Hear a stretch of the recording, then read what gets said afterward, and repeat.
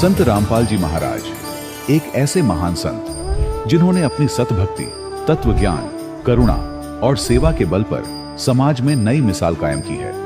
संत रामपाल जी महाराज की अगुवाई में उनके सभी सतलोक आश्रमों से समाज कल्याण के अद्भुत कार्यों ने समाज को सुनहरे भविष्य की एक नई उम्मीद दिखाई है। संत रामपाल जी महाराज से नाम दीक्षा लेने के बाद लाखों लोगों की लाइलाज बीमारियां जैसे कैंसर, एड्स आदि ठीक हुई। संत जी के ज्ञान से प्रेरित होकर उनके अनुयायियों ने लाखों यूनिट रक्तदान किया। संत जी ने लाखों बहन बेटियों का दहेज मुक्त विवाह करवाया।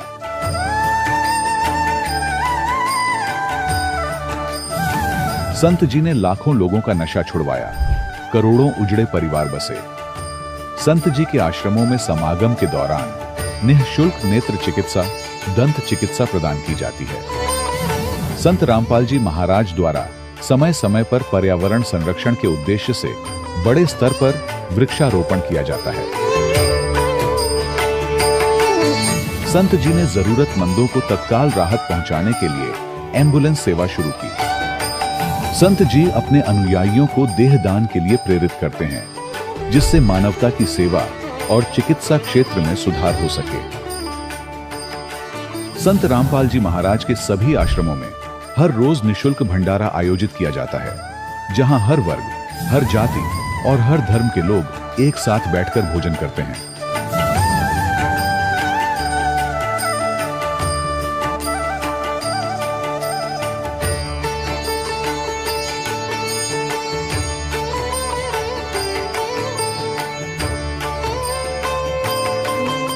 संत रामपाल जी महाराज की अन्नपूर्णा मुहिम ने गरीब और बेसहारा लोगों के जीवन में एक नई ऊर्जा और उम्मीद को जन्म दिया है। घर घर खाद्य सामग्री और जरूरी मदद पहुंचाकर संत रामपाल जी महाराज ने लोगों को दुख और मजबूरी से लड़ने की ताकत प्रदान की है।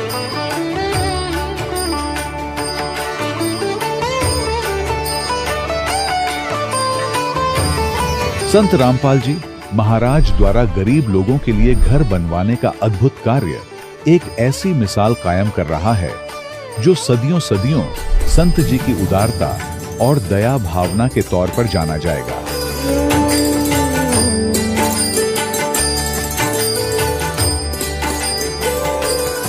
संत रामपाल जी महाराज के आश्रम में हजारों बुजुर्गों को सम्मान और प्यार के साथ जीवन जीने का अवसर मिलता है। उनके खाने, रहने और स्वास्थ्य की पूरी जिम्मेदारी संत रामपाल जी महाराज उठाते हैं। अनाथ बच्चों के लिए संत रामपाल जी महाराज के सभी आश्रम किसी वरदान से कम नहीं। यहाँ उन्हें शिक्षा, संस्कार और भविष्य के लिए बेहतर अवसर प्रदान किए जाते हैं। चाहे बाढ़ हो, भूकंप या महामारी, संत रामपाल जी महाराज और उनके अनुयायी हमेशा ही जरूरतमंदों के लिए सबसे आगे खड़े रहते हैं। कोविड महामारी के दौरान संत रामपाल जी महाराज के आश्रमों से करोड़ों लोगों के लिए भोजन, दवाइयां और जीवन रक्षक सामग्रियां उपलब्ध कराई गई। चाहे गरीब की मदद हो या किसी शोषित और पीड़ित वर्ग के हक और सम्मान की लड़ाई, संत रामपाल जी महाराज ने हमेशा ही उनकी दबी आवाज को सरकारों तक पहुंचाया है और उन्हें उचित न्याय दिलवाने में अहम भूमिका अदा की है। समाज में आध्यात्मिक और सामाजिक मूल्यों के प्रति जागरूकता लाने में संत रामपाल जी महाराज हर कदम पर मानवता के सच्चे सेवक साबित हुए हैं।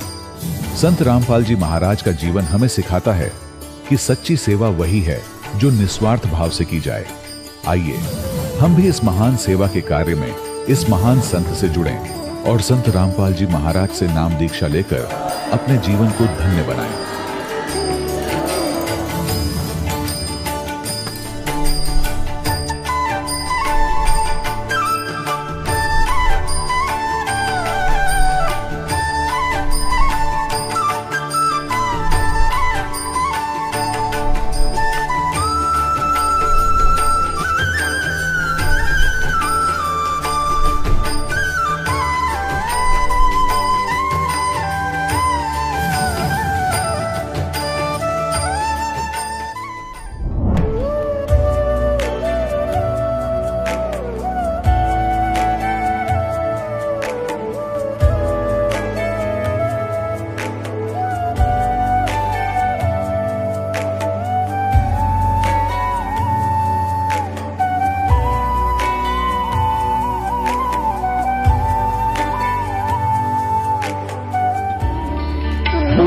परमात्मा को पाने तथा उसका वास्तविक लाभ प्राप्त करने के लिए पवित्र बाइबल में प्रमाण है कि प्रभु ने मनुष्य को अपना ही स्वरूप बनाया।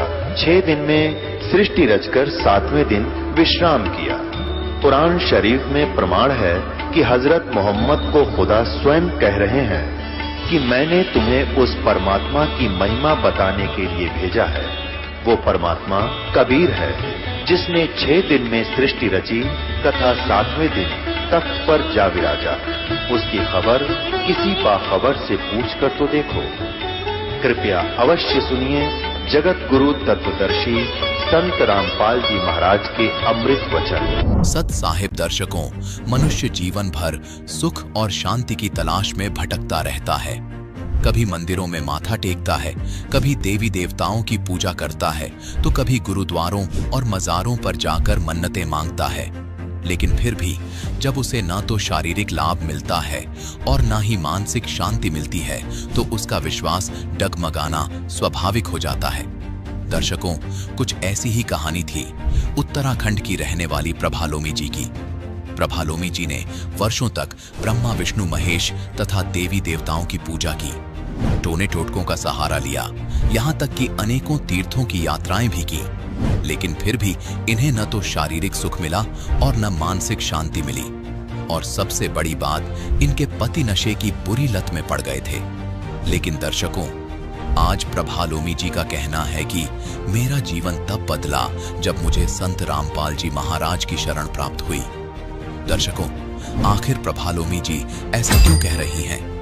आखिर संत रामपाल जी महाराज ने प्रभालोमी जी को ऐसा कौन सा दिव्य ज्ञान दे दिया जिसने इनके जीवन में इतना बड़ा चमत्कारी परिवर्तन ला दिया कि इनके पति का नशा भी छूट गया और इनके सारे कष्ट दूर हो गए? आखिर क्यों आज प्रभालोमी जी संत रामपाल जी महाराज को भगवान बता रही हैं? आखिर इसके पीछे की सच्चाई क्या है? आइए सुनते हैं प्रभालोमी जी की कहानी, उन्हीं की जुबानी। नमस्कार जी। नमस्कार। क्या नाम है जी आपका? प्रभालोमी। बहन जी, कहाँ से हैं आप? उत्तराखंड बागेश्वर डिस्ट्रिक्ट से। संत रामपाल जी महाराज से नाम दीक्षा आपने कब ली? 26 मई 2013 को। संत रामपाल जी महाराज से नाम दीक्षा लेने से पहले आप क्या भक्ति साधनाएं किया करती थी? सभी भक्ति साधना किया करते, जैसे पूजा पाठ, व्रत वगैरह किया करते थे, नवरात्रि के व्रत करते थे, जन्माष्टमी का व्रत करते थे, सभी किस्म की भक्ति किया करते थे। तो फिर क्या कारण बना कि आप संत रामपाल जी महाराज की शरण में आई? संत रामपाल जी महाराज जी की शरण में सबसे पहले मेरे पति आए। उन्होंने एक पुस्तक मिली थी उनको, वो पुस्तक लेके आए थे, तो उनके बाद उन्होंने नाम दीक्षा ली। उसके बाद हमें वो समझाने के बाद संत रामपाल जी महाराज जी से नाम दीक्षा ली। संत रामपाल जी महाराज से नाम दीक्षा लेने के बाद क्या आपको कोई लाभ भी मिले? जी हाँ, हमें काफ़ी लाभ मिले। जैसे मेरे बेटे को बहुत तकलीफ होती थी, बहुत परेशानियां रहती थी। कई जगह दिखाने के बाद पता लगा कि उसके हार्ट में छेद है, तो उसको यहाँ हल्द्वानी से भी इलाज कराया था। पहले तो लोकल में कराते रहे, उसके बाद हल्द्वानी में दिखाया था। वहाँ दिखाने के बाद उन्होंने बोला था इसके हार्ट में छेद है, तो उसके बाद उन्होंने बोला था कि इसका 18 साल का इलाज चलेगा। उसका इलाज कराते कराते लेकिन उसको परेशानी वैसी रहती थी, कभी 2 दिन ठीक हुआ तो फिर वही परेशानी आ जाती थी, चल फिर नहीं पाता था बिल्कुल भी। डॉक्टरों ने स्कूल भी बंद करा दिया था उसका, 2-3 महीने तो स्कूल भी नहीं गया। उसके बाद संत रामपाल जी महाराज जी के शरण में गए, तो वहाँ से आने के बाद वो दवा खाना भी भूल गया।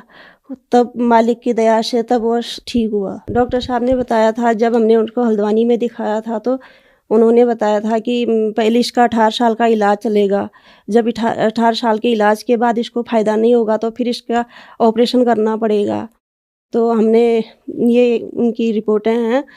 तो जब हम संत रामपाल जी महाराज की शरण में गए और बच्चे को नाम दिलाया, उसके बाद से आज तक कोई परेशानी नहीं आई। परमात्मा संत रामपाल जी महाराज की दया से आज तक कोई भी तकलीफ उन्हें नहीं हुई। आज करीब 23 साल का हो गया है, अभी तक कोई भी परेशानी उनमें नहीं है। संत रामपाल जी महाराज जी की कृपा से आज हम बहुत खुश हैं और कोई परेशानी नहीं है। दूसरा लाभ, मुझे मेरी बेटी को बहुत तकलीफ़ थी, इसकी सांस की प्रॉब्लम थी। परमात्मा की दया से वो अभी ठीक हुई। जब हमें इसको दिखाया था डॉक्टरों को, लड़की को, तो तब क्या कहते, डॉक्टर ने बताया था कि ये नहीं बचेगी, आप कहीं भी दिखा लो, कुछ भी कर लो, ये नहीं बच पाएगी। तो उसके बाद हमने भी इस पर आशा छोड़ दी थी। तो संत रामपाल जी महाराज जी की शरण में जाने के बाद ये ठीक हो गई। तीसरा, मेरे पति शराब पीते थे, सब नशीली पदार्थ खाते थे। मालिक की दया से वो भी छूट गया। 1 आध साल पहले की बात है, मेरी बहुत ही ज़्यादा हालत ख़राब हो गई।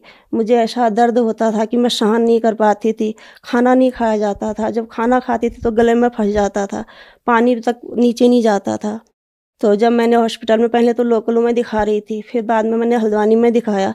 हल्द्वानी में जब मैंने हॉस्पिटल में अपने आप को दिखाया तो उन्होंने सब चेकअप कराने के बाद ऐसी तकलीफ़ तो कुछ नहीं बताई, लेकिन परेशानी कम नहीं होती थी। तो बाद में जब उन्होंने कहा कि आपको पथरी है, पथरी भी उन्होंने कभी 3 ml की बताई थी, तो उसमें कोई तकलीफ़ नहीं होती है करके बताया। फिर भी मेरी परेशानी दूर नहीं हुई। तब मैंने परमात्मा से, संत रामपाल जी महाराज जी से अरदास लगाई। संत रामपाल जी महाराज जी का वहाँ से आशीर्वाद आया था, बोला भक्ति करो। तो उसके बाद करीब दूसरी रात को ही पता नहीं ऐसा हुआ कि मैं वॉशरूम गई तो उसमें मुझे दर्द उठी, जोर किया। दर्द उठने का अपने आप वो पत्थर निकल गया। मालिक की दया से मैं ठीक हो गई। मेरे को पहले पैरालाइज भी हुआ था। भूत प्रेतों की बाधा होने के कारण मैं चल फिर नहीं पाती थी। जब मैं संत रामपाल जी महाराज की शरण में आई, उसके बाद वो भी मेरा दूर हो गया। संत रामपाल जी महाराज से नाम दीक्षा कैसे ली जा सकती है? संत रामपाल जी महाराज से दीक्षा लेने के लिए टीवी में कई चैनल आते हैं, उसमें संत रामपाल जी महाराज जी का सत्संग आता है। उसके नीचे एक पट्टी आती है, उसमें नंबर ले आते हैं। उन नंबरों पर कॉल करके हर ज़िले में नामदान केंद्र खुले हैं, जहां नज़दीकी केंद्र होगा आपको बता देंगे और संत रामपाल जी महाराज से वहां से नाम दीक्षा ले सकते हैं। धन्यवाद जी। सच। दर्शकों, अभी आपने सुने संत रामपाल जी महाराज से दीक्षा प्राप्त करके सुखी हुए भक्त के अनुभव। अब देखिए जगत गुरु तत्वदर्शी संत रामपाल जी महाराज के मंगल प्रवचन। सिकंदर लोधी ने चरणों में लेटकर दंडोत प्रणाम की कि मुझे माफ करो परवरदिगार, मैं पहचान नहीं पाया आपको। परमात्मा बोले ठीक है चल। पालकियां बिठा के परमात्मा को पालकियों में आदर के साथ, सत्कार के साथ उनके घर छोड़कर आए झोपड़ी में। ऐसे समर्थ थे कबीर भगवान। तो गाय जीवित करी, मोर ध्वज का पुत्र ताम्र ध्वज श्री कृष्ण ने जीवित कर दिया, वहां गाय जीवित करी। और सुनाता हूं कथा आगे। अब कुछ दिनों के बाद सिकंदर लोधी को जो दास ने बताया भयंकर रोग हो गया, जिसका कहीं ट्रीटमेंट नहीं हो रहा था। किसी ने बताया कि काशी के अंदर एक बहुत बड़े महापुरुष रहते हैं, वो आशीर्वाद मात्र से स्वस्थ कर देते, मरता क्या नहीं करता। तो फिर से सिकंदर लोधी कई वर्षों के बाद काशी पहुंचा। जब काशी पहुंचा तो वहां का राजा वीरदेव सिंह बघेल कबीर परमेश्वर का शिष्य हो चुका था। उनकी शक्ति और ज्ञान से वो परिचित हो चुका था। सिकंदर लोधी के आगमन पर उसने उसकी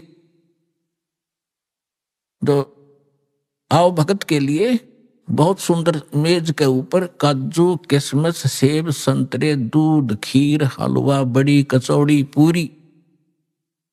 पूरी मेज भर रखी। सिकंदर बैठ गया और कहा, वीर सिंह मैं तेरे अतिथि सत्कार से मैं प्रसन्न हूं, लेकिन मैं खा कुछ नहीं सकता, मेरे खाए कर मान लेना। वीर सिंह ने पूछा कि कारण क्या राजन? कि मेरे एक ऐसा रोग है जलन का रोग ऐसा होता है जैसे किसी के हाथ पे चाप गिर गया और कितनी पीड़ा होती है। वो तो जल भी जाता है, ऊपड़ भी जाता है, फलके भी पड़ जाते हैं, लेकिन वो ऐसा रोग होता है, दर्द उतना ही होता है जैसे जले हुए का होता, पर निशान कहीं नहीं होता, चिन्ह नहीं दिखते। ये भयंकर मार उस प्राणी पर पाप के कारण थी। तो उसने कहा कि मुझे ऐसा रोग है और मैंने सब जगह ट्रीटमेंट करा लिया है, और आखिर में हिंदू देवता संतों ने तो कह दिया है कि तने आजीवन आपने ये भोगना पड़ेगा, लेकिन फिर भी मुझे कोई बताता है रुका जाता नहीं, मरता क्या नहीं करता। तो मैंने सुना है कि यहां कोई संत है, और फिर पूछा भी क्या नाम बताया था उसका। उन्होंने बताया, साथ बैठे आए हुए थे उसके काफी व्यक्ति, कबीर नाम बताया जी, कबीर। वीर सिंह से पूछा सिकंदर ने, क्या आप जानते हो? जी जानता हूं। सचमुच आज आप ठीक ठिकाना आ गए, भगवान आपका रोग नहीं रहेगा, आप ऐसे स्थान पर आए। अब आशा की किरण जागी, बड़ा खुश हुआ, कहने लगा वीर सिंह ला बुला के जल्दी बुलवा उसको। अब वीर सिंह शिष्य किसका? परमेश्वर का। अब गुरु को बुलाने का आदेश वीर सिंह दे तो उसकी भक्ति नष्ट। अब उधर से राजा का आदेश ना माने तो उसकी राज खत्म। अब दो पाटों के बीच फंस के खड़ा हो गया, फिर बुद्धि से काम लिया। उसने कहा कि जो आज्ञा महाराज आपकी श्रोधार्य होगी, लेकिन मैं उनका शिष्य हो चुका हूं और मैंने ज्ञान प्राप्त किया है। ज्ञान में सुना जाता है कि संत को बाई ऑर्डर नहीं बुलाना चाहिए, और यदि हमने बाई ऑर्डर बुला लिया और उन्होंने आकर के रजा बख्शी नहीं तो क्या फायदा बुलाने का, बैठे रहेंगे वो यहां पर। तो सिकंदर ने कहा क्या करना चाहिए? आप देखो जी, कि चलो फिर वहीं चलते हैं, उसी के उनके आश्रम पर चलते। वीर सिंह ने बताया जी उनका आश्रम अपना नहीं है, वो तो अपना एक गृहस्थ जीवन जीकर दिखा रहे हैं, जुलाए हैं, उनका काम करते हैं। लेकिन एक आश्रम है उनके गुरु का, रामानंद जी का, वहां आते हैं वो इस समय। ये समय उनका उनकी आरती में शाम में डेली शामिल होने का है, और वहां आएंगे, वहीं मिल लेंगे। सिकंदर ने कहा बहुत अच्छा बहुत अच्छा, चलो चलते हैं, हम स्वयं ही चलते हैं, मरता क्या नहीं करता। तो चल पड़े वीर सिंह बघेल और साथ में सिकंदर लोधी और कुछ सैनिक बॉडीगार्ड। लेकिन साथ में उसके एक उनका धार्मिक गुरु आया था, शेख तकी नाम था सिकंदर के धार्मिक गुरु का, और पूरे हिंदुस्तान का वो कंट्रोलर था सब मुसलमानों का, और सिकंदर लोधी का धार्मिक गुरु था। इस करके वो उसको साथ रखता था कि सारे मुसलमान इसके साथ, इसके संकेत से सब चलते हैं लोग, क्योंकि हम पहले से धार्मिक लोगों के अधीन रहे, उनका सत्कार विशेष किया करते। लेकिन ये दुरुपयोग कर गए हमारा, इन्होंने हमारा नाजायज फायदा उठाया, इनको कुछ पता था नहीं, हमें लड़वा के मारे जाते आपस में। हिंदुओं वाले कहते मुसलमान बुरे हैं, मुसलमान वाले गुरु कहते हिंदू काफिर हैं, और लड़ मरो। बुरे जो हैं वो हिंदू भी हैं, और बुरे हैं वो मुसलमान भी हैं, अच्छे हैं वो हिंदू भी बहुत है और मुसलमान भी बहुत है। तो कोई जीव मजहब धर्म के कारण बुरा नहीं होता, कर्म से बुरा होता है। तो दोनों चल पड़े। रामानंद जी की थोड़ी ही आपको यहाँ एक थोड़ा कुछ हेडलाइन सी सुनाऊंगा, सारी नहीं। परमेश्वर कबीर जी 5 वर्ष की लीला दिखा रहे थे, लीला में आयु।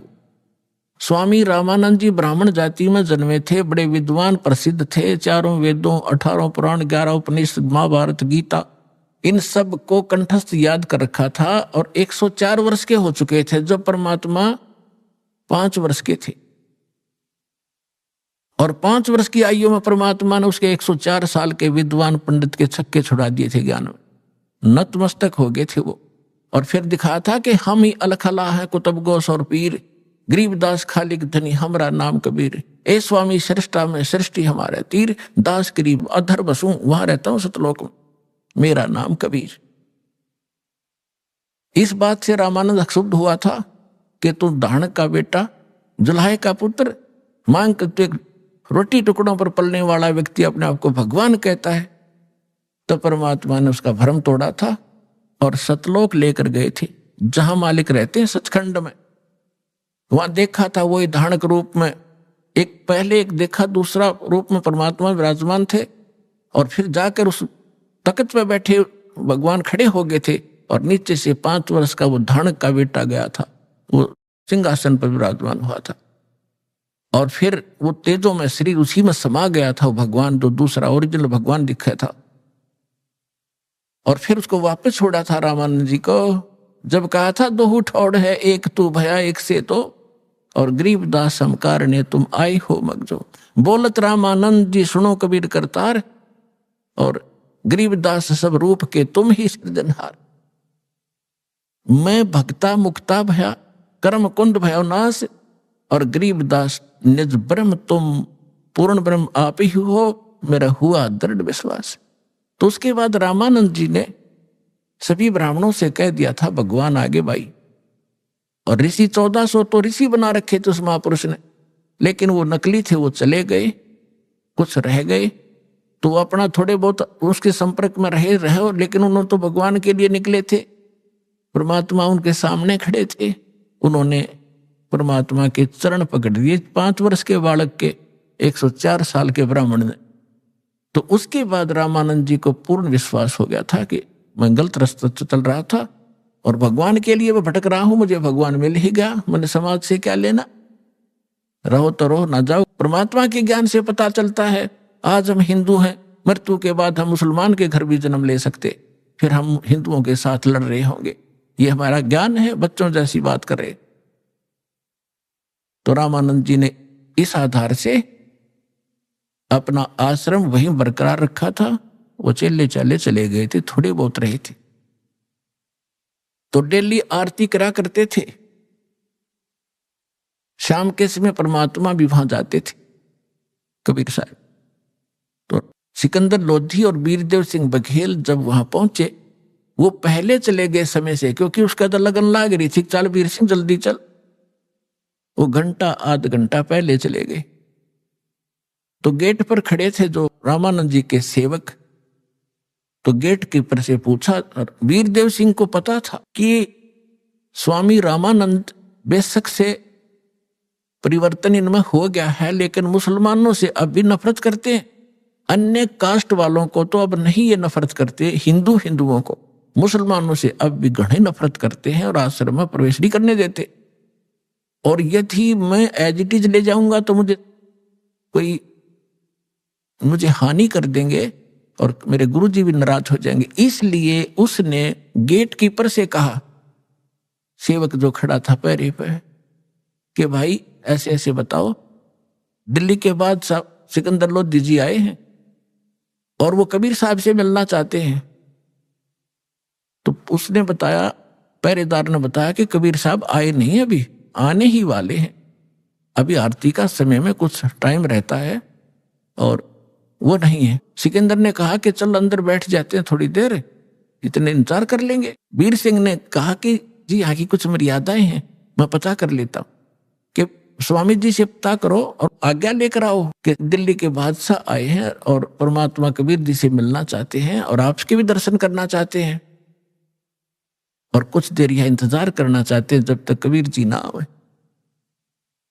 तो पहरेदार अंदर चले गए और गर्मियों का मौसम था, बाहर ही बैठे थे कोने में, अपने आश्रम में वृक्ष बहुत लगे हुए थे। पहरेदार ने कहा, स्वामी जी दिल्ली के बादशाह सिकंदर लोधी आए हैं, आपका दर्शन करना चाहते हैं, वो कबीर जी से मिलने आए, आपकी आज्ञा चाहते हैं अंदर आने की, कुछ देर रेस्ट करने की। रामानंद जी एकदम क्रोधित हो गए और कहने लगे, कह दो मैं इन मलेच्छों से बात नहीं करता, इनके दर्शन भी नहीं करता, ये मांस खाते हैं, बाहर ही बैठा रहेगा। अब ये वहां से सुनाई भी दी थी उनको भी, वीर सिंह को भी और सिकंदर लोधी को भी, जो स्वामी जी ने आवाज निकाली और आके फिर पहरेदार ने बता दी कि जी ऐसे ऐसे कहा, स्वामी जी ने मना कर दिया कि मुसलमानों को हम आश्रम में प्रवेश नहीं करने देते, बाहर इंतजार कर लेगा। अब सिकंदर लोधी, दुर्भाग्य होता है राजा का, इसके अंदर अहंकार गणा होता है। अब संतों के साथ यदि कोई राजा टकराता है तो अंधा गधा होता है, जो रेल की पटरी पर खड़ा होकर उसी को लात मारना चाहता है। सिकंदर लोधी ने वही करा, निकाल कर तलवार और चल पड़ा अंदर कि ये 1-2 कौड़ी का महात्मा दिल्ली के सम्राट को ऐसी शब्द बोलता है तो आम मुसलमान के साथ ये कैसा बर्ताव करता होगा, इसकी गर्दन काट देता। अब निकाल कर तलवार चल पड़ा। फिर कौन पूछा था, किसकी हिम्मत थी भगत उसको रोक दे, जाके संत की गर्दन काट दी, 2 टुकड़े हो गए। अब ये क्रोध में आदमी करते दे है गलती, लेकिन फिर बाद में बुद्धि आती इसको, और सत्संग में आने के बाद इसको पहले बुद्धि आ जाती है कि ये जो करने जा रहा है इसका बहुत भयंकर रजड़ होगा, और जो मनमुखी होते वो करके पछताते हैं। अब सिकंदर लोधी वापस मुड़ लिया, फिर बुद्धि आ गई उसको कि वीर सिंह देख मेरे सारे उल्टे काम हो मेरे से, मैं चाहता हूं कोई पुण्य करना, मुझसे पाप होता है। आया था अपना इलाज कराने के लिए, ये घोर पाप और सिर पर रख लिया, और अब इसके गुरुजी आए, इसके शिष्य आएंगे कबीर जी, गुरुजी की हत्या देखकर वो मुझे श्राप देंगे। आप बता रहे को बहुत बड़े, बहुत ताक शक्तिशाली और बड़े समर्थ है। अब चल वीर सिंह वापस चलते हैं, ये तो मैंने सारी उम्र भोगना ही पड़ेगा।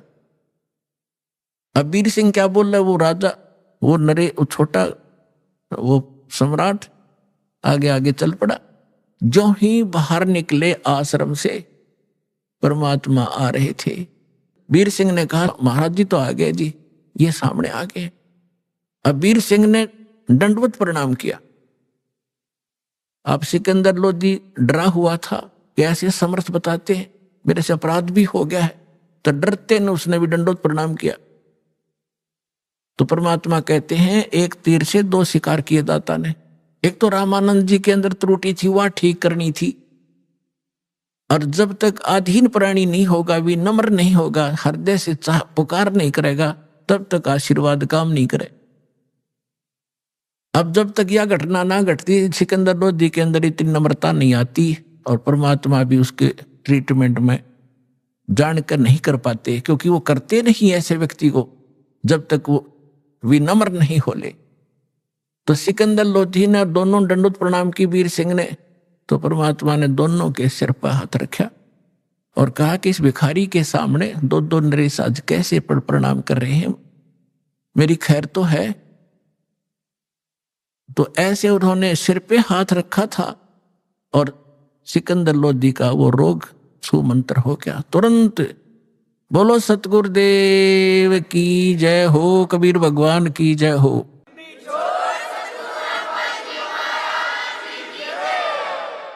अब सिकंदर लोधी ने दृढ़ता से पैर पकड़ लिए, एकदम स्वस्थ हो गया जैसे कभी रोग था ही नहीं। तब रोता ही रहा, पड़ा पड़ा। कबीर साहब ने कहा उठो राजन, उठो, क्या बात होगी? कि भगवान परमात्मा ने पूछा कैसे आना हुआ? कि जिस लिए आया था वो तो आपने ठीक कर दिया, लेकिन मुझसे एक भयंकर भूल बन गई, ऐसी गलती बन गई दाता आप माफ नहीं कर सकते।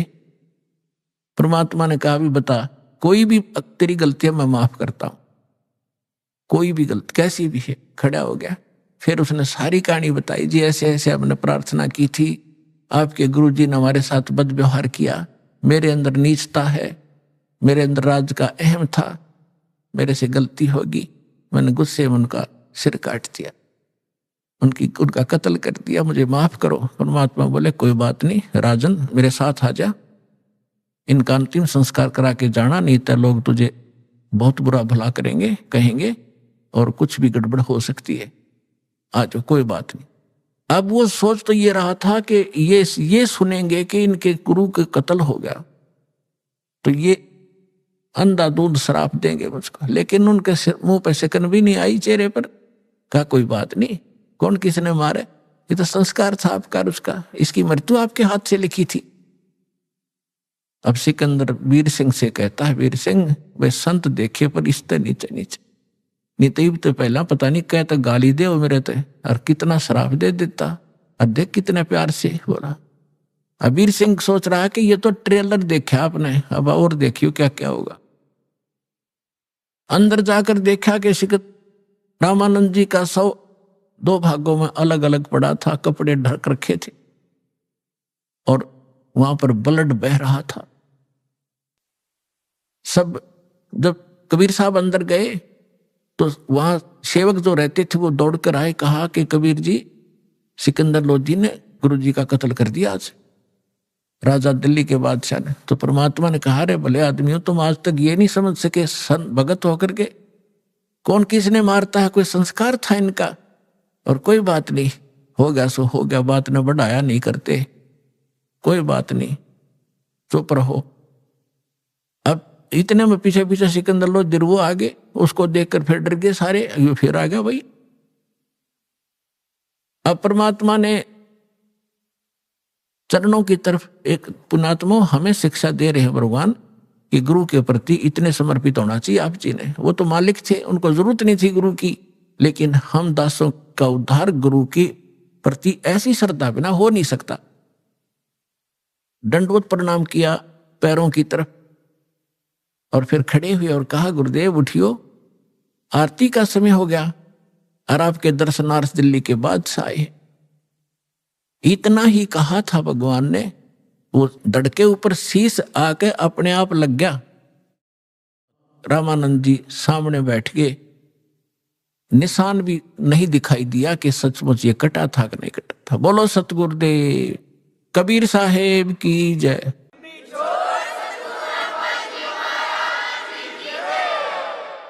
अब रामानंद जी ने जब देखा सामने सिकंदर फिर खड़ा है, उसका फिर तोड़ी पड़ गई सलवटियां माथे पर, लेकिन उधर से दिमाग हटा के कबीर साहब ने रामानंद जी ने देखा सामने,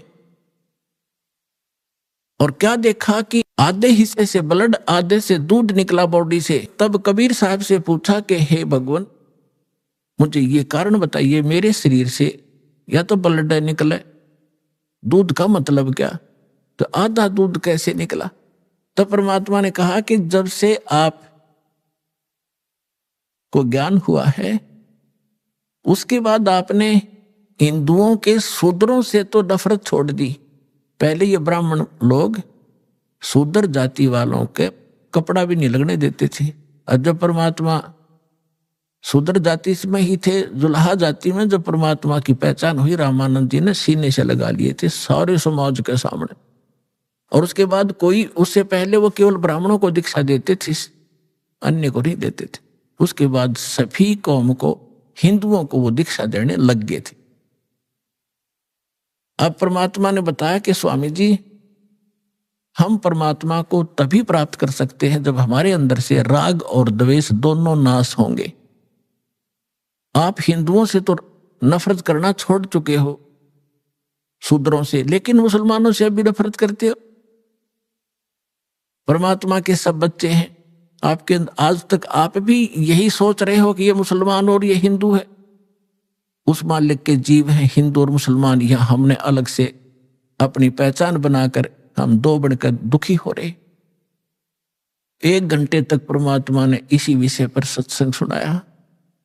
रामानंद जी की आंखों में आंसू पड़ने लगे, कहने लगा भाई मैं गढ़ा निकम्मा आदमी था, आज तक मेरे अंदर ये दोष बरकरार था, आपने मेरी आंख खोल दी। खड़ा होकर उस महापुरुष ने सिकंदर लोधी को सीने से लगा लिया कि बेटा मेरी घड़ी भूल थी, आज मेरी आंख खोल दी मेरे बच्चे ने, भगवान है ये, लेकिन आज मेरी वो सारा दोष भी समाप्त हो गया। आज के बाद मैं किसी के प्रति कोई नफरत नहीं रखूं। बोलो सतगुरुदेव।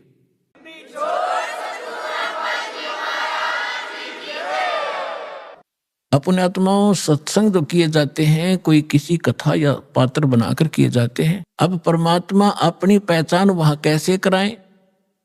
धर्मदास जी को ये उदाहरण देकर छोड़ दिया था कि अभिमन्यु को क्यों नहीं जीवित कर सके तेरे भगवान, अगर ये समर्थ थे तो अब आपके रूबरू कर दिया कि उस समर्थ परमात्मा ने वह गाय जीवित की, सिकंदर लोधी ने गर्दन काट दी, रामानंद जी वो जीवित कर दिए। और सुनाता हूं इस भगवान कबीर साहब की शक्ति। अब कबीर साहब से सिकंदर लोधी ने अर्ज किया कि हे भगवान, हे अल्लाह के रूप, आप दिल्ली चलो मेरे साथ, और वहां की जनता में भी यही आग फैल रही है, हिंदू और मुसलमानों की आपस में बहुत झगड़े रहते, मुझे भी चैन से नहीं रहने देते। आपके इतने निर्मल विचार हैं दाता, वो सारे एक हो जाएंगे, आप मेरे साथ चलो। परमात्मा बोले मैं ऐसे नहीं चलता, पहले मेरा शिष्य बन तब मैं जाऊंगा। कहने लगे जी बोलो क्या, शिष्य बन गया मैं, मेरे तो जीवन ही नहीं था, आपने दान दिया है जीवन, मैं आपका शिष्य, आप मेरे मालिक हो। परमात्मा बोले सुन ले, कुछ नियम होते हैं शिष्य के, शराब मांस तमाकू छुआ नहीं का, और अपने राज्य में मुनादी कर देना, प्रतिबंध लगा देना, कोई जीव हिंसा नहीं करेगा। अब उसने कहा कि देखो जी मैं प्रयोग नहीं करूंगा मांस आज के बाद, ये मेरा पक्का वायदा हो लिया, तम्बाकू भी नहीं प्रयोग करूंगा, शराब तो हम प्रयोग करते ही नहीं। और दूसरी रही बात कि मैं प्रतिबंध जरूर लगा दूंगा, लेकिन मैं मजबूर हूं, ये मुसलमान मेरी मानेंगे नहीं, और मैं ज्यादा जोर दूंगा तो मेरा राज खत्म कर देंगे, इसलिए मैं विवश होऊंगा इस बात पर। परमात्मा बोले ठीक है, तू मत खाना। अब ठीक है जी।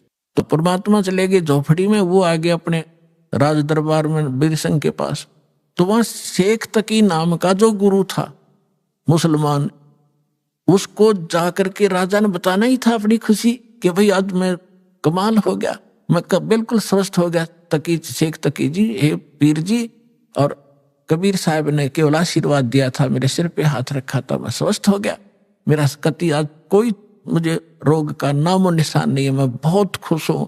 और वीर सिंह अब खाना खाऊंगा, और खूब छक कर रोटी खाई। अब कहते हैं 2 फकीर और 2 वजीर ये कभी भी एक दूसरे की प्रशंसा सुन नहीं सकते।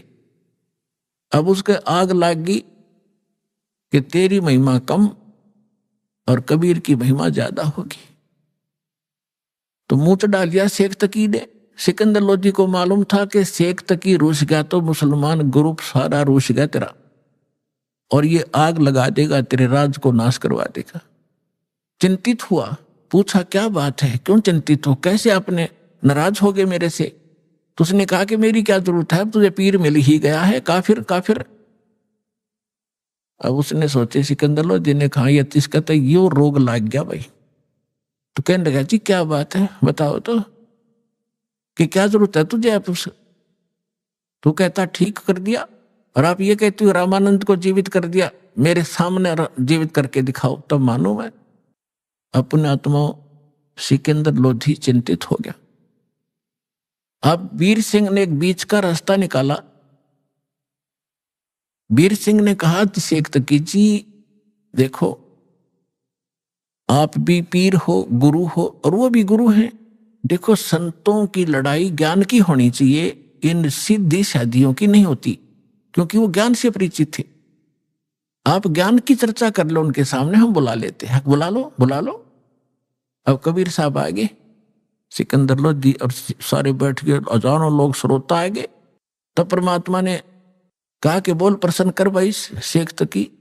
उसने कहा कि हमारे पीर जो मोहम्मद जी थे ये अंतिम रसूल थे, उसके बाद कोई रसूल नहीं आएगा, और जो साधना हम करते हैं वो हमारे अल्लाह ने सीधा बताया था हजरत मोहम्मद जी को, और कुरान शरीफ का ज्ञान सीधा दिया था एक फरिश्ते के माध्यम से, जबरील के माध्यम से। हमारा कुरान शरीफ 1 नंबर का ज्ञान है, और आपका ज्ञान व्यर्थ है, ये गॉड गिवन नहीं है। हमारी साधना सर्वश्रेष्ठ है। तो परमात्मा ने कहा कि देखो पीर जी, परमात्मा की भक्ति किस लिए की जाती है? घर में सुख हो, शरीर स्वस्थ रहे, घर में कोई दुर्घटना ना हो, कोई अशांति ना हो, कोई इसी प्रकार का कोई ऐसा अनहोनी ना हो, ऐसे इसलिए करते हैं। और मोक्ष हो, कहाँ ऐसे करते हैं कि आप हजरत मोहम्मद जी जितनी साधना, नमाज या कोई परहेज रख सकते हो कि नहीं? नहीं, वो तो महापुरुष थे, वो तो नबी थे, रसूल थे। तो उन जितनी आप नमाज भी नहीं कर सकते इसी श्रद्धा से। हजरत मोहम्मद जी का जीवन देखो, वो पहले भी दुखी थे और नबी बनने के बाद भी दुखी, साधना करते करते पैर टूट गया उनके ऊपर। पहले उसकी मां की गर्भ में थे जब पिता की मृत्यु, 6 वर्ष के हुए जब मां की मृत्यु, फिर दादा पाले था, 8 वर्ष के हुए दादा की मृत्यु, अनाथों की तरह पला। और फिर उसका 25 वर्ष की आयु में एक 40 वर्ष की आयु की एक औरत से विवाह हुआ, जो 2 बार पहले विधवा हो चुकी थी। उसके बाद उससे उसको 7 संतान हुई, 3 पुत्र और 4 पुत्रियां। और जब वो नबी बन चुका था उसके बाद उसकी 3 पुत्र मर गए उसकी आंखों के सामने। तो खाक साधना है तुम्हारी, और इस भक्ति से ऐसे कर टूटते रहे तो क्या भक्ति है ये तुम्हारी? अब फिट्टे मुंह हो गया उसे शेख तकी, चुप हो गया। कहने गए तो हमारे नबी की बेइज्जती करता, हम सुन नहीं सकते हैं, ये कहकर उठकर झंडी फाड़ दी। इनके पास यही है, नकलियों के पास बकवास करना। फिर सिकंदर लोधी कही बात हृदय में दचगी के सचमुच खाक साधना थी वा, लेकिन वो राजा बोल नहीं सकता पब्लिक के सामने संत ही बोल सकता है। अभी आपने सुने संत रामपाल जी महाराज के मंगल प्रवचन। आइए अब सुनते हैं संत रामपाल जी महाराज से नाम दीक्षा लेकर सतभक्ति करके अद्भुत लाभ प्राप्त करने वाले अनुयायी के विचार। दर्शकों, ये कहानी है भारतीय सेना के पूर्व सैनिक रमेश कुमार जी की, जो बवाना दिल्ली के रहने वाले हैं। अपने जीवन में हर देवी देवता की पूजा अर्चना के बावजूद भी रमेश कुमार जी भूत प्रेत की बाधाओं से पीड़ित थे। परंतु ऐसा क्या हुआ जो इस भारतीय सेना के पूर्व सैनिक को संत रामपाल जी महाराज जी से नाम दीक्षा लेकर उनकी शरण में आना पड़ा? क्या नाम दीक्षा लेने के बाद इनकी भूत प्रेत की बाधा समाप्त हो पाई? आइए सुनते हैं रमेश कुमार जी की कहानी, इन्हीं की जुबानी। सर नमस्कार। नमस्कार जी। सर क्या नाम है आपका? रमेश कुमार जावला। रमेश कुमार जी कहाँ से आए हैं आप? मैं दिल्ली बवाना से आया हूँ जी। सर क्या करते हैं आप? मैं एक्स आर्मी हूँ, सुबेदार से रिटायर्ड हूँ और 30 साल नौकरी करके कार्यरत करके अपने घर पे अभी नेक्स्ट जॉब कर रहा हूँ, जो बुराड़ी में है अभी। वहाँ पे मैं एज ए इंस्ट्रक्टर नौकरी करता हूँ। रमेश कुमार जी एक बात आपसे जानना चाहेंगे कि संत रामपाल जी महाराज जी से नाम दीक्षा लेने से पहले आप क्या भक्ति साधनाएं करते थे? मैं हिंदू धर्म में प्रचलित तकरीबन सभी पूजाएं करता था। जैसे माता वैष्णो के नवरात्रे रखना, वो भी मैं रखता था 9 दिन, और छोटी छोटी बच्चियों के पाँव धो करके और अपने पूरे व्रत को पूरे 9 के 9 दिन निभाता था। साथ में हनुमान जी की भी और दुर्गा माता की भी, और जितने भी देवी देवता थे मेरे मंदिर के अंदर सारे के सारे सजे हुए थे, और मैं शाम को उनकी ज्योत भी लगाता था। और यहाँ तक कि हनुमान जी जो प्रचलन में हमारे हिंदू धर्म में हमेशा से रहे हैं, उनके मैं प्रॉपर जो है हनुमान चालीसा, उसमें एक आता है 7 बार पाठ कर जो ही, ऐसा उसमें वर्णन आता है। तो मैं 7 बार भी जो है एक दिन में उसका जो है पाठ किया करता था श्री हनुमान जी का। तो सर फिर संत रामपाल जी महाराज जी के शरण में आप कैसे आए, जो कि आप भक्ति पहले कर ही रहे थे? जी, ये भी एक अपने आप में भगवान की कृपा ही कहूँगा मैं, क्योंकि मुझे कुछ ऐसी प्रॉब्लम हो गई थी जो किसी भी पंडित से, ओझा से, तांत्रिक से, शाणे से, जिसको कहते हैं शाणे घर न खाने, लेकिन फिर भी मैं शाणों के पास भी मुझे जाना पड़ा अपने निवारण के लिए। मेरी भक्ति तो किसी काम आई नहीं, साथ में उनकी भी जो है जो भी क्रियाएं उन्होंने करी वो भी किसी काम नहीं आई। ये बड़ी हैरानी की बात है, और मैं सोच करके अचरज में पड़ गया हूँ। मैं खुद गीता जी को डेली नित्य एक पाठ भी करता था। मुझे उस गीता जी में भी कुछ अटपटा सा लगता था, आगे कुछ लिखा है पीछे कुछ लिखा है, मेरे को खुद को समझ में नहीं आता था। फिर मैं टीवी के ऊपर भी अन्य गुरुओं के सत्संग भी सुनता था जब भी मुझे मौका मिलता। वो भी जो भक्ति बताते थे उसी हिसाब से मैं भक्ति भी कर रहा हूँ, और फिर अपने तरीके से भी कर रहा हूँ, गीता जी को भी पढ़ रहा हूँ। लेकिन ये कैसे हो सकता है कि मुझे लाभ ना हो? लेकिन जब मैं सतगुरु रामपाल जी महाराज की शरण में आया और फिर मुझे सतगुरु रामपाल जी महाराज के बताए अनुसार जो मैंने भक्ति करी, तो उन्हीं देवताओं ने मुझे लाभ देना शुरू कर दिया। तो ये एक अपने आप में प्रश्न चिन्ह खड़ा करता है कि जो बाकी धर्मगुरु बता रहे हैं क्या वो सही है? क्या उस अनुसार आपको लाभ हो सकता है? पवित्र गीता जी के 16वें अध्याय के 23वें श्लोक में स्पष्ट लिखा है कि शस्त्र विधि को त्याग कर जो मनमानाचरण करते, ना तो उनकी गति होती, ना उनको कोई सुख होता, ना उनका कुछ भी नहीं होता। और हमारे से वही करवाया जा रहा है। और हमने जब सदगुरु रामपाल जी महाराज की शरण में आने के बाद उन्हीं मंत्रों का, उन्हीं भगवानों का स्तुति करी, तो हमें वही भगवान लाभ देने लग गए। तो आप सोच सकते हैं कि ये जो भी करवाया जा रहा है ये सब गलत है, मनमाना आचरण है, और मनमाने आचरण से आज तक कभी किसी को कोई लाभ नहीं हुआ, इसलिए हमें भी लाभ नहीं हुआ था। मैं आम जनता से प्रार्थना करता हूं और अपने विचार स्पष्ट तौर पर रख रहा हूं कि जो हमें पवित्र गीता जी में लिखा गया है एज इट इज नहीं बताया जा रहा है, उसके विपरीत बताया जा रहा है। कभी भी कहीं पर भी गीता वाचक के पास आप जाइएगा, वो सिर्फ मौखिक बोलेंगे कि गीता जी में ये लिखा हुआ है, गीता जी में ये लिखा हुआ है, लेकिन कभी भी आपको उसका पेज नंबर, श्लोक नंबर खोल करके नहीं दिखाएंगे। लेकिन ये काम हमारे सदगुरु रामपाल जी महाराज ने खोल करके दिखाया है, प्रमाणित करके दिखाया है कि जैसे पवित्र गीता जी के 7वें अध्याय के 15वें श्लोक में स्पष्ट लिखा है, तीनों गुणों की भक्ति करने वाले, यानी कि तीनों देवताओं की पूजा करने वाले, आसुर स्वभाव को धारण किए हुए मनुष्यों में नीच, दुष्कर्मी, मूढ़ लोग मुझे भी नहीं भजते, ये गीता ज्ञानदाता प्रभु यानी कि ब्रह्मदेव स्वयं ज्ञान दे रहे हैं। तो इसीलिए हमें जो मनमाने आचरण से, जो अपनी मनमाने तरीके से जो प्रवचन करते हैं, उन सभी से भी प्रार्थना है कृपया करके सही रास्ता और सही विधि को अपना करके ही हमें भक्ति करें, जो कि सदगुरु रामपाल जी महाराज जी हमें बता रहे हैं। लेकिन अन्य जो धर्मगुरु हैं वो हमारे को कभी भी इस सच्चाई से अवगत नहीं होने देते और हमारे को इससे दूर ही रखते हैं, बाकी अपनी अन्य कथाओं में उलझा करके, और हमारे को ऐसे ही भक्ति करवाते रहते हैं और अपने ही जाल में फंसा करके रखते हैं कुल मिला के। और ऐसे ही वेदों के बारे में आप देख सकते हैं कि वेदों में साफ और स्पष्ट लिखा हुआ है कि वो पूर्ण परमात्मा हमारे पाप कर्म काट सकता है। जितने जो संत हैं यही बोलते हैं कि जी ये पाप कर्म है, आपको भोगना पड़ेगा, जबकि सदगुरु रामपाल जी महाराज कहते हैं कि पाप कर्म पूर्ण परमात्मा काट सकता है और उसकी भक्ति से ही कट सकते हैं। सर, अब आपसे ये जानना चाहेंगे कि संत रामपाल जी महाराज जी आपको बताते हैं कि पापक्रम कट सकते हैं भक्ति करने से। क्या संत रामपाल जी महाराज जी से नाम दीक्षा लेने के बाद आपको क्या कोई लाभ मिले? जी, मैं आज जो आपके सामने खड़ा हूं जीवित और स्वस्थ, ऐसा सदगुरु रामपाल जी महाराज ने करके दिखा दिया। मेरी मृत्यु 2008 में हो जाती, क्योंकि ये मैं इसलिए कॉन्फिडेंस से कह सकता हूं क्योंकि मैं 1 के पास, 2 के पास, 3 के पास, कईयों के पास गया, सभी ने एक ही जवाब दिया कि भाई आपको यह समस्या एक प्रेत बाधा थी। मुझे उसी प्रेत बाधा के अंतर्गत मेरे पिताजी चले गए इस दुनिया से, और वो उसके बाद मेरे को पकड़ लिया, और मैं एक फौजी होने के नाते मुझे पता था कि मैं फिजिकल फिट हूँ और मेरे को ये शारीरिक कोई भी प्रॉब्लम नहीं हो सकती, इसलिए मैं डॉक्टर के पास कभी भी नहीं गया। मुझे पता था कि मेरे को समस्या क्या है, इसलिए मैं इस रास्ते को नहीं मानता था, लेकिन फिर भी मेरी मजबूरी बन गई कि मुझे जाना। मैं उनके पीछे गया, मैं शाणे के पास भी गया, एक शाणे के पास गया, मैं वहाँ पर उससे पूछा कि भी कैसे कैसे करना, चावल लेना है, इसको खिलाना है, वारना है। तो मेरे दिमाग में प्रश्न उठता था कि भाई मैंने वारना क्यों है। तो बोला ठीक है, अभी बोला है तो बस मन मार करके मैं जाता था। कुत्ता भी मेरे से डरता था। आज मैं आपको अगर बताऊं तो शायद कोई जो भी मेरे को सुन रहा होगा पता नहीं यकीन करेगा कि नहीं करेगा।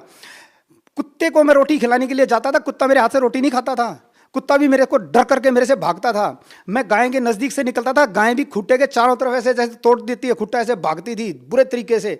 तो मुझे तो पता चल जाता था कि हाँ भाई मेरे अंदर वो है, वो दिखाई इंसानों को नहीं दे रहा है लेकिन जानवर को दिखाई दे रहा है। उसके बाद मैं ब्रेक मारता था गाड़ी के, मैं गाड़ी चला, मैंने बहुत गाड़ी चलाई है, मैं ब्रेक मारता था, मेरे से ब्रेक नहीं लगता था, और लास्ट में बिल्कुल एंड पॉइंट के ऊपर आकर के जब एक्सीडेंट होने वाला होता था तब जाकर के मुझे जो है ब्रेक लगते थे। मैं कई बार बचा ऐसे।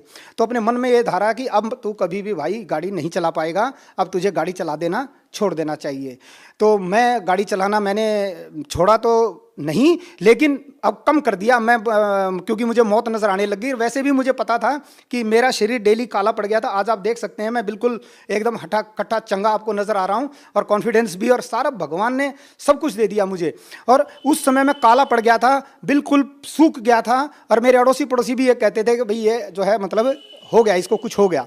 वो जो हो गया वो मुझे पता था।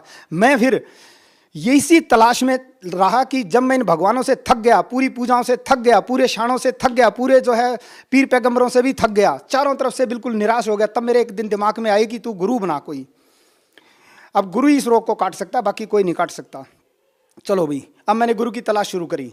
जब मैंने 2007 में गुरु की तलाश शुरू करी तो उस समय जो पिक्चर में थे वो आसाराम जी थे।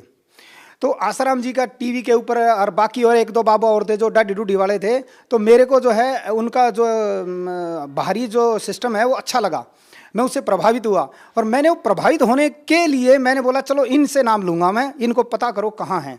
मैंने जब पता किया तो वो अहमदाबाद में थे कहीं, बोला अहमदाबाद में है। मेरे मन में फिर एक प्रश्न उठा, अहमदाबाद तो हरियाणा, यहाँ से दिल्ली से बहुत ज़्यादा दूर है भाई, मैं हरियाणा का रहने वाला हूँ वास्तविकता में। तो भगवान से मैंने एक प्रार्थना करी, है भगवान यहीं के रोहतक तक के नज़दीक मिल जाए तो मेरा काम साथ ठीक ठाक बन जाए। बाकी गुरु की महिमा का इतना जब मुझे पता नहीं था, लेकिन मेरे मन में धारणा आई कि मैं यहीं कोई नज़दीक से मिल जाए तो मेरा काम बन जाए। तो मेरे को जब ये प्रॉब्लम थी तो मेरी बहन को भी पता था मेरी प्रॉब्लम का, जो कि पिंजौर में है भी। उन्होंने मेरे से पहले नाम ले रखा था 2-3 साल पहले, 2005 या 6 में। तो मेरी बहन, मैं छुट्टी पर आया हुआ था, तो मेरी बहन का मेरे पास कॉल आया कि भैया आप आ जाओ। तो मैं पिंजौर गया, वहाँ पे एक सीवण के पंडित हैं, सीवण एक गाँव है करनाल के पास है, तो वहाँ पे मैं उनके पास गया। तो उन्होंने, पंडित जियों ने, वो दुर्गा के पुजारी थे, उन्होंने एक इतना मुट्ठी भर के मिर्च जो है मेरे को मंत्र अभिमंत्रित करके और मेरे को दे दी, बोला इसको खा जाओ। मैंने उसको खा लिया। क्योंकि मेरे को डर था। मैंने जैसे ही उसको खाया, खाते ही मुझे वो ना तो चरचरी लगी ना कुछ लगा। मैंने उसको जैसे ही उसको खाया, मेरे मुख से ऐसे कुछ बाहर निकला, जैसे कुछ एकदम फक ऐसे, और जैसे ही वो मुख से जैसे हवा सी निकलती है वैसे निकला, तो मैं बिल्कुल स्वस्थ हो गया। मैंने बोला पंडित जी मैं तो बिल्कुल सही हो गया हूँ, मेरे को तो कोई प्रॉब्लम ही नहीं है, अब तो मैं घोड़ा दोबारा से बन गया। बोला ठीक है जी। उसने कुछ नहीं बोला, उसने फिर हमारे को सच्चाई बताई कि भाई वास्तविकता ये वही बताई जो पहले किसी ने मुझे बता रखी थी, भाई आपके जो है प्रेत जो है बाधा है। तो मैं उसकी बात को मान करके चलो जी इसको दूर करो। फिर वो बोले जी इसका आपके घर पे तो भागवत गीता की पाठ करनी पड़ेगी। मैं बोला जी अभी तो करवाए थे मैंने, 25,000 रुपये लगे मेरे उसमें। बोले वो फेल हो गए, अब दोबारा कराओ। ठीक है भी, हम दोबारा करा देंगे, कोई बात नहीं। हमने सभी ने जो है प्रोग्राम करके दोबारा फिर भागवत गीता के मैंने छुट्टी भी ली। 7 दिन हनुमान मंदिर के ऊपर एक बड़ा हमारे यहाँ नहर है, वहाँ पे उन्होंने रखा पाठ। मैं डेली सुबह उनके लिए फल फ्रूट वगैरह वगैरह सब कुछ लेके जाता और वहाँ पे हमारा पाठ हुआ। उसके बाद भी जो है मेरा कुछ राहत जरूर मिली, लेकिन वो राहत फिर नहीं मिली। 2-4-10 दिन के बाद फिर मैं वो पंडित जी को बोला, मैं कहा पंडित जी फ़ोन करके मेरा तो जो है काम बना नहीं। वो बोले जी 42 दिन का पीरियड है, आप थोड़ा सा इंतज़ार कीजिए। चलिए जी ठीक है। फिर एक और पंडित था उन्हीं के साथ में, उन्हीं की टीम में जो है, वो बोला जी तो आप मेरा नंबर ले लो, आपको कोई तकलीफ होती है ना तो मेरे को कॉल करो। तो मैं उसी को कॉल करता था, तो वो मेरे नाम के कोई मंत्र जाप करता था, मुझे थोड़ा बहुत राहत उससे। मैं लेह में था उस समय, क्या बोलते हैं उसको, पानी के अंदर सिंदूर डाल करके सुबह सुबह जो है सूरज को देना होता है, तो मैं वो कार्रवाई करता था, सवेरे उठ जाता। और उसके अलावा भी मेरे को जो है जो भी मंत्र वगैरह छोटा मोटा दे रखा था तो मैं उसको, लेकिन फिर भी मुझे इतनी ज़्यादा राहत नहीं मिल रही थी। लेकिन मैं लगा ज़रूर था क्योंकि और कोई चारा मेरे पास था ही नहीं। तो वो पंडित जी कुछ करता तो था, फिर उसके पास इन्वर्टर भी नहीं था। वो एक दिन मेरे को ज़्यादा तकलीफ हुई तो मैंने उसको फ़ोन किया, तो बोला जी मैं आपके नाम कैसे जपूँ, मेरे पास तो इन्वर्टर भी नहीं है, मेरे पास यहाँ लाइट नहीं है, हरियाणा में लाइट नहीं रहती। मैंने उसको 6,000 रुपये के करीब जो है इन्वर्टर के भी पैसे दिए, उसके अकाउंट में डाले कि भी ठीक है भी आप 6,000 रुपये ले, इन्वर्टर खरीद, लेकिन मेरे नाम का जाप कर। तो उसने जाप किया, तो फिर भी वो जो है राहत कंप्लीट ना ही मिली। इसी दौरान फिर मेरे बहन का कॉल आया, जो कि मैंने आपको बताया। और मैंने फिर बहन ने क्या किया, मुझे एक परमेश्वर का सार संदेश है, इतनी मोटी किताब है परमात्मा की, सदगुरु रामपाल जी महाराज के द्वारा लिखित जो है, और उसके ऊपर कुछ भी मूल्य नहीं था, सिर्फ यही था कि पढ़ो और पढ़ाओ, और कोई मूल्य नहीं था।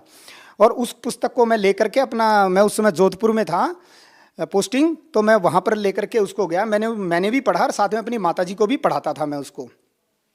तो मैंने उसको पढ़ करके जब उसको पढ़ा, सारे को देखा, मैं बोला हाँ ये बाबा जी जो है ना, गुरु जी काम करेगा, ये ठीक है। मेरे मन में बार बार ये उठता था, हाँ ये जब जो ब्रह्मा विष्णु महेश की भी रेल बना दे, मैं कहा ये पक्का जो है कुछ ना कुछ कर सकता है, इसमें ताकत तो है।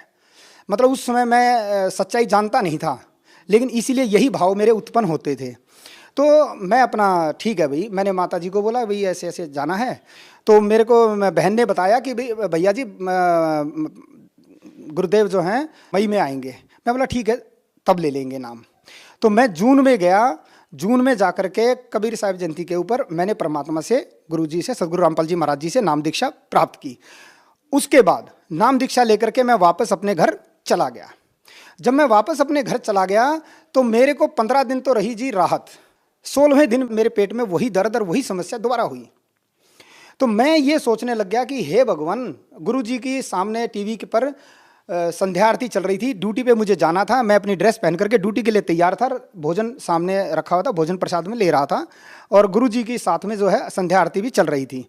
मैं रो भी रहा था, खा भी रहा था, गुरुदेव को भी याद कर रहा था। हे भगवान ये क्या है, अगर ये रोग आपसे भी दूर नहीं हुआ ना, अब ये पृथ्वी पे किसी से भी दूर नहीं होने वाला। लेकिन हाँ, हे बंदी छोड़, हे भगवान, हे सदगुरु रामपाल जी महाराज, अगर मर जाऊंगा कोई दिक्कत नहीं है, मरना तो है ही एक दिन हमने, लेकिन ये दुख जरूर रहेगा। हे सदगुरु रामपाल जी महाराज, आपका साथ मुझे कम मिला। बस इतना मैं अपने मन में भाव बना रहा था। विदिन 5 to 7 मिनट्स मेरा दर्द ये नहीं पता कहाँ चला गया। वो दिन है और आज का दिन है, बंदी छोड़ सदगुरु रामपाल जी महाराज की दया से स्वस्थ हूँ, मस्त हूँ, बढ़िया हूँ, अच्छी नौकरी करके आया हूँ और अच्छी ही नौकरी अभी कर रहा हूँ। परमात्मा की ऐसी ही दया रही है मेरे ऊपर कि उसका मैं कोई गुणगान नहीं कर सकता, कोई बयान नहीं कर सकता। और तो और मेरे बच्चे को भी, मेरा लड़का, आप यकीन नहीं मानेंगे, क्या किसी भी बच्चे का अस्थमा ठीक हो सकता है? किसी का भी, किसी भी डॉक्टर साहब से पूछिए आप, नहीं हो सकता। अस्थमा ठीक होता ही नहीं है। सांस की बीमारी है वो कभी ठीक नहीं होती है। और उसके बाद उसके सिर में ऐसी पीप बनती थी जैसे फोड़े फुंसी की पीप होती है। मैं डेली उसको रेजर से जो है हर रगड़ता था, डिटॉल लगाता था, 2-4 दिन राहत मिलती थी, फिर वही पापड़ी लग जाती थी। कुल मिलाकर के बच्चे का जीवन बर्बाद था। सर्दियों में हमें डर लगता था, हे भगवान इसका सांस ना निकल जाए, ये मर ना जाए, इसकी मम्मी परेशान, मैं परेशान। तो फिर भगवान से ही अरदास करते थे, हे भगवान कुछ करो। उस बच्चे का आज सिर का फांस भी दूर हो गई है, वो पीड़ा भी दूर हो गई है, पीप भी बननी बंद हो गई है, और श्वास की बीमारी तो पता ही नहीं चली कहाँ चली गई है। और एक जो कभी ना ठीक होने वाली बीमारी भी उसकी ठीक हो गई, और वो फिजिकल में आज की डेट में कहीं पे भी किसी से पीछे नहीं है। वो फिजिकल में वो उसने बीएसएफ का फिजिकल क्लियर किया हुआ है, यानी कि बीएसएफ में वो एज ए ऑफिसर भी उसने सब इंस्पेक्टर भी क्लियर किया हुआ है, एज ए सिपाही भी क्लियर किया हुआ है। उसके बाद और भी जितने भी फिजिकल थे उसने सारे के सारे क्लियर किए हुए हैं। ऐसा बच्चा जो कि सांस की बीमारी है, आप सोच सकते हो कि वो कभी भी किसी भी सूरत में आगे, जिसका सांस ही फूल जाता है भागेगा क्या। लेकिन आज वो जो है बिल्कुल घोड़े के माफिक है मेरा लड़का। तो भगवान के द्वारा दिए गए लाभों की तो कोई भी काउंटिंग नहीं है। सदगुरु रामपाल जी महाराज जी ने हमारे को इतने लाभ दिए, मेरे को भी लाभ दिया, मेरे बच्चे को भी लाभ दिया, मेरे परिवार को भी लाभ दिया, इतने लाभ दिए हैं मैं गिनवा नहीं सकता किसी भी सूरत में।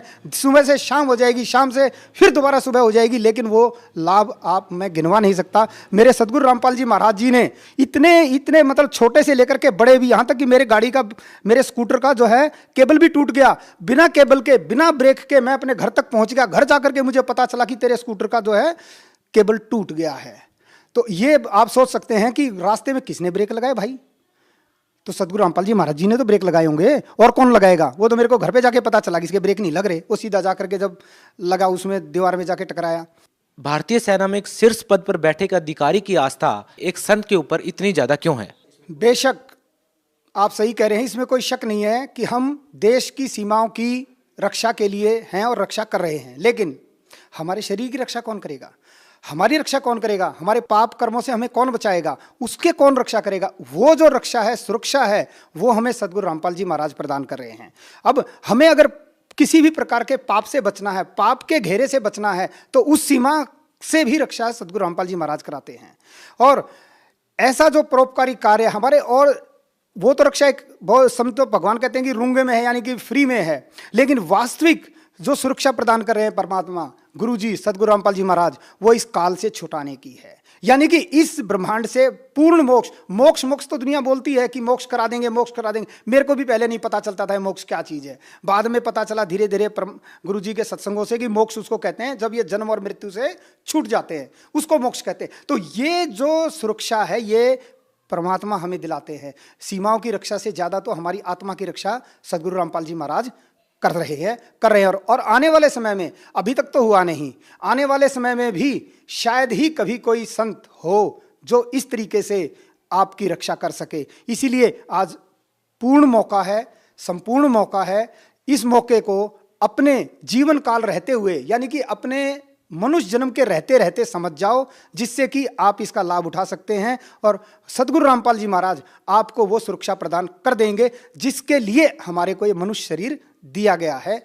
कल मुझे एक ऐसा भगत जी मिला, उसने मेरे को हमारी किताब जब मैंने उसको बताया, बोला जी इतने नंबर पे ऐसा ऐसा लिखा है, दिखाओ भाई क्या लिखा है। तो मैंने उसको देखा तो वो बोला मैंने इसके बाद इसको पढ़ना बंद कर दिया, ये तो उल्टा लिखा है बोला इसमें।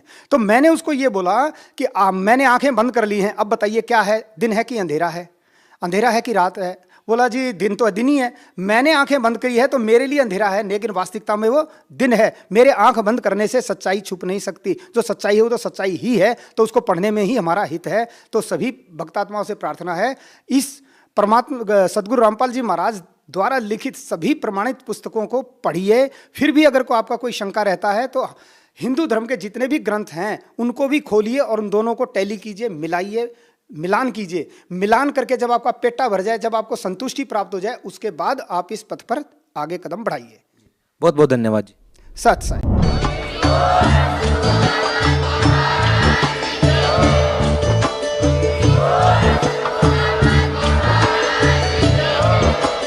आप सुन रहे थे जगत गुरु तत्वदर्शी संत रामपाल जी महाराज जी के मंगल प्रवचन। अधिक जानकारी के लिए विजिट कीजिए हमारी वेबसाइट www.jagatgururampalji.org। संत रामपाल जी महाराज जी के शुभ आशीर्वाद से पूरे विश्व भर में 500 से भी ज्यादा नाम दीक्षा केंद्र हैं, जिन पर संत रामपाल जी महाराज जी द्वारा ऑनलाइन निशुल्क नाम दीक्षा दी जा रही है। अपने नजदीकी नाम दीक्षा केंद्र का पता करने के लिए संपर्क करें 8222880541।